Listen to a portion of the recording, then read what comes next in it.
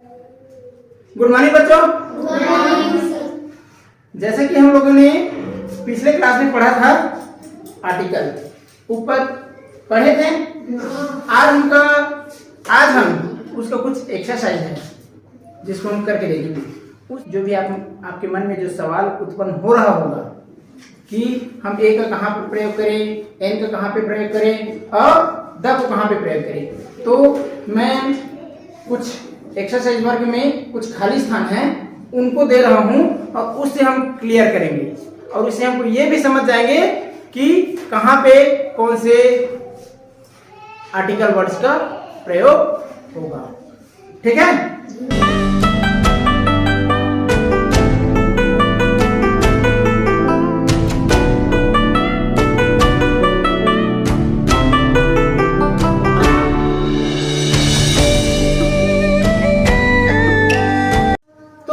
ये रहे हमारे एक्सरसाइज वर्ग। इसको हम देखते हैं कि कहां पे एन, कहां पे ए और कहां पे द आएगा। मैं उसको एक्सप्लेन भी करूंगा कि कहां पे ए और कहां पे एन और कहां पे द का प्रयोग किया जाता है। उसके साथ हम इनको भी देखते हैं तो दोनों क्या होगा, साथ ही साथ चलेगा। ठीक है ना। तो हम पहला खाली स्थान देखते हैं। एक्सरसाइज वर्ग में क्या देखते हैं, पहला खाली स्थान है हमारे पास दिस इज खाली स्थान बुक। दिस इज खाली स्थान बुक। अब इन जो खाली स्थान है यहीं पे हमको क्या ए या फिर एन या फिर द, इन तीनों में से एक का यहां प्रयोग करना है। अब हमको देखना क्या है कि मैंने बोला था कि ए और एन का प्रयोग के लिए हमको एक महत्वपूर्ण चीज है उनको देखना होता है, वो है नाउन। नाउन माने होता है संज्ञा। तो ये क्या है, नाउन है। नाउन वर्ड है जो नाउन के पहले ही ए और एन का प्रयोग किया जाता है। नाउन के जस्ट पहले यानी संज्ञा के जस्ट पहले ही ए और एन का प्रयोग किया जाता है और द का भी प्रयोग नाउन के पहले ही किया जाता है ना। तो ये नाउन है क्यों, इनके पहले ही हमारा खाली स्थान में क्या आएगा, ए या फिर एन या फिर द, है ना। अब ये नाउन को तो पता चल गया कि नाउन को देख लिए। अब नाउन में हमको वो देखना है कि नाउन जो नाम है वो कौन से अक्षर से शुरू हो रहा है। कैसे कौन से अक्षर से शुरू हो रहा है, मतलब कि वाइबल से शुरू हो रहा है। वाइबल, वाइबल माने होता है स्वर। वाइबल माने क्या होता है, या फिर कंसोनेंट यानी व्यंजन। कंसोनेंट माने व्यंजन। ठीक है ना। तो हमको देखना है कि ये जो शब्द है, नाउन जो शब्द है वो वावेल है या फिर कंसोनेंट है। मैंने आपको वावेल में बताया था कि वावेल में कौन कौन आता है स्वर में, ए, ई, आई, ओ, यू। ये क्या है, वावेल है। ये क्या है, वावेल है। इसके साथ हमेशा एन का प्रयोग किया जाता है। इसके साथ हमेशा किसका प्रयोग किया जाता है, एन का प्रयोग किया जाता है। किसके साथ, ए, ई, आई, ओ, यू से शुरू होने वाले। तो आप इसको देखो तो किससे शुरू हो रहा है, क्या ए से शुरू हो रहा है, ई से शुरू हो रहा है, आई से शुरू हो रहा है, ओ से शुरू हो रहा है कि यू से शुरू हो रहा है, किसी से शुरू नहीं हो रहा है। तो मतलब जान लेना है कि इसमें एन हरगिज नहीं आएगा, एन नहीं आएगा। अब हम देख लेते हैं कंसोनेंट माने व्यंजन। अब व्यंजन में क्या है, B, C, D, F, G, H, J, K, L, M, N, P, Q, R, S, T, V, W, X, Y और जेड। कितने हैं गिन लो, 1 2 3 4 5 6 7 8 9 10 11 12 13 14 15 16 17 18 19 20 21 21 और अंग्रेजी अल्फाबेट में कितने अक्षर होते हैं, कितने लेटर्स होते हैं? 26 लेटर होते हैं। ये कितने हैं? 21। इसमें कितने हैं? 1 2 3 4 5। 21 और 5 को मिलाओ तो कितने हो गया? 26 हुआ, 26 हुआ। तो हमारा अल्फाबेट कंप्लीट हो गया एबीसीडी का, जिसमें से 5 वावेल है और बाकी 21 कंसोनेंट है। बाकी 21 कितने हैं? कंसोनेंट। और इन्हीं कंसोनेंट से जो शब्द शुरू होता है, जो नाउन शुरू होता है, उसके साथ ए का प्रयोग किया जाता है। किसका प्रयोग किया जाता है? ए का प्रयोग किया जाता है। अच्छा, जानते रहे? वेरी गुड यार। तो मतलब विराट हमारा बहुत इंटेलिजेंट है ना? तो अब बताओ यहाँ पे क्या आएगा? क्या आएगा? ए आएगा। आ गया ए। अब इसको हम पूरा वाक्य हमारा पूरा हो गया, तो क्या लिखेंगे, क्या बोलेंगे? This is a book. यह एक पुस्तक है। एक का मतलब मैंने बताया था ना, एक होता है।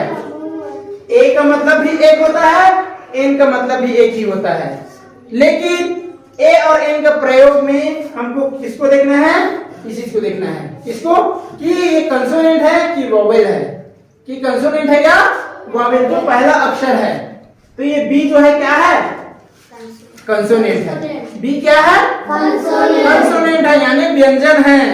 तो इसलिए यहाँ पे ए का प्रयोग होगा। अगर यही कंसोनेंट ना होकर के वोवेल रहता, जो अगले में आएगा हम देखते हैं, तो उसमें क्या आएगा, है ना? और तीसरा है हमारा, जो देखते हैं, द का प्रयोग। ये द का प्रयोग है ना, तो द का प्रयोग बहुत बड़े बड़े चीज हैं।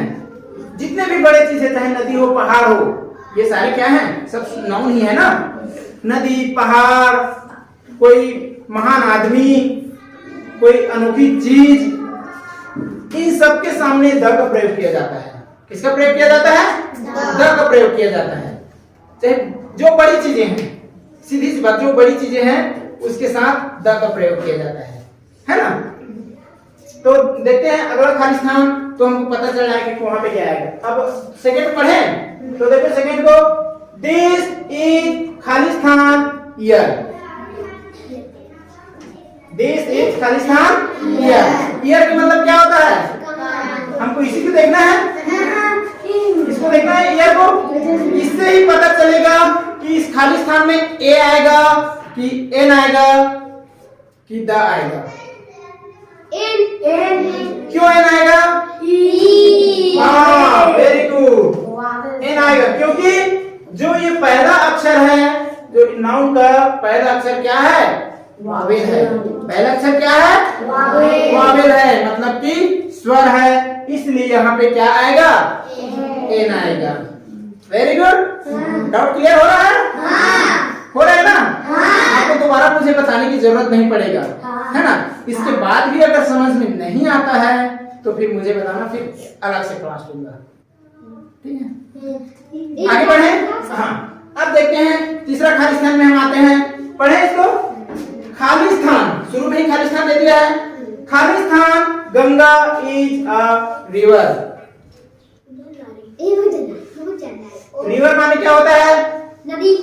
नदी। ये नाम को हमको देखना है ना, हमको इसी को देखना है। ये भी सही है। तो कौन सी नदी के बारे में बात कर रहे हैं? गंगा नदी के बारे में। कौन सी नदी के बारे में बात कर रहे हैं? गंगा नदी के बारे में बात कर रहे हैं। तो गंगा नदी छोटी मोटी चीज है क्या? तो बोलिए ना, हमारी धार्मिकता की प्रतीक है।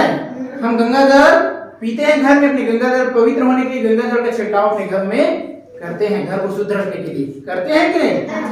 और कहते हैं कि जो गंगा का जो पानी है, जो गंगा जल है, वो कभी खराब नहीं होता। कुछ उसमें ऐसे रासायनिक तत्व मौजूद है गंगा के पानी में कि वो पानी कभी खराब नहीं होता। नहीं तो आप अपने नल का पानी अगर भर के रख दोगे तो 2 दिन में खराब हो जाएगा, उसमें काई जमना शुरू हो जाएगा, है ना? लेकिन गंगा नदी का जो पानी है उसको आप सालों तक रख लो, सदियों तक रख लो, लेकिन उसमें कभी भी खराबी नहीं आएगी, वो पानी शुद्ध ही रहेगा, है ना। ये है, तो ये गंगा को अनोखी चीज हो गई, अनोखी है ना। और नदी बहुत बड़ी है, नदी भी क्या है, बहुत विशाल है। क्या है, विशाल है, जो हिमालय पर्वत से निकलता है ना। इसलिए इसके साथ हम किसका प्रयोग करेंगे, किसका प्रयोग करेंगे। अब इसको वाक्य पूरा बोले, the Ganga is a river, the Ganga is a river, Ganga एक, गंगा एक, ठीक है। अब आगे देखें अगला, सालू इज खाली स्थान, फिर गर्म। अब यहाँ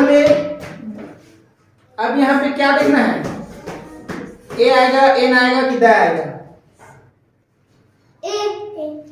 हमको ये जो गर्भ है उसको देखना है, किसको देखना है, गर्भ को, क्योंकि संज्ञा कौन है, गर्भ।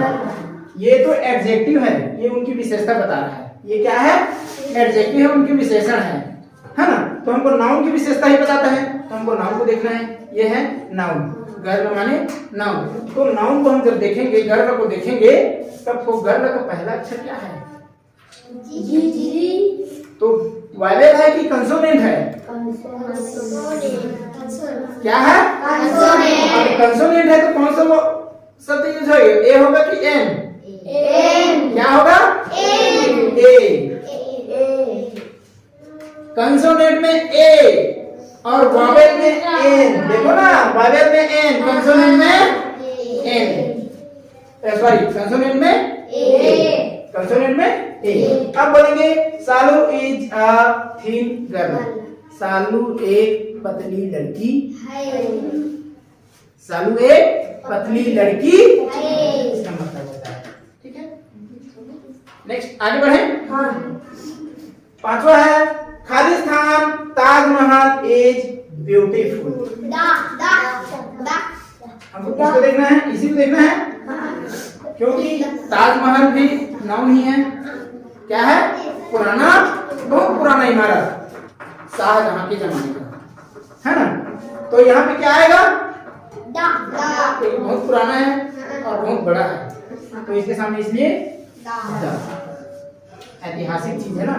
The Taj Mahal is beautiful, Taj Mahal बहुत सुंदर, ताजमहल बहुत सुंदर है। अब आगे देखते हैं, छठवा है कृष्णा इज खाली स्थान इंग्लिश बॉय, कृष्णा इज खाली स्थान इंग्लिश बॉय। अब इसमें नाउन कौन सा है बता दो, वेरी गुड, नाउन कौन है, बॉय, है ना। नाउन क्या है, बॉय है। और ये इंग्लिश क्या है,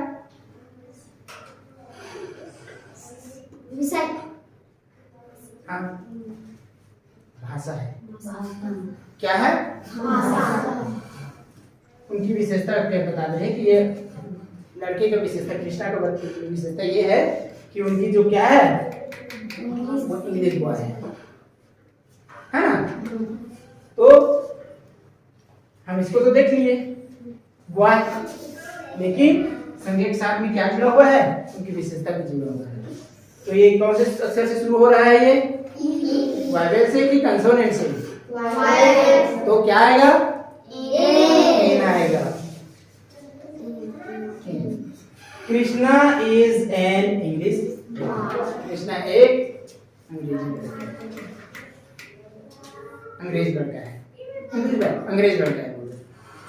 इंग्लिश को क्या बोल सकते हैं यहाँ पे, अंग्रेज, अंग्रेजी बोलने वाले को अंग्रेज कहते हैं, है ना। तो अंग्रेज लड़का है कौन, समझ आ गया, ए एन द। अब जान लोगे ए का प्रयोग कहाँ होगा, एन का प्रयोग कहाँ होगा, द का प्रयोग कहाँ होगा। सीधी सी एक सरल से भाषा में मैं बता दे रहा हूं, ध्यान देना। ए के प्रयोग के लिए हमको बी से लेकर के जेड तक के संज्ञा वाले नाम होने चाहिए, लेकिन उसमें 5 अक्षर को हटा दो। ए ई आई ओ यू जो हमारे वायवल कहलाते हैं। क्या कहलाते हैं? माने स्वर। ये हमारे स्वर है और इसी को हम हिंदी के रूप में लेंगे तो यही मात्रा है। हिंदी में मात्रा होते हैं, देखे ना, आ का मात्रा, ई की मात्रा, ओ की मात्रा, ए की मात्रा, तो अंग्रेजी की मात्रा यही है। 5 मात्रा होते हैं केवल अंग्रेजी में, ए ई आई ओ यू।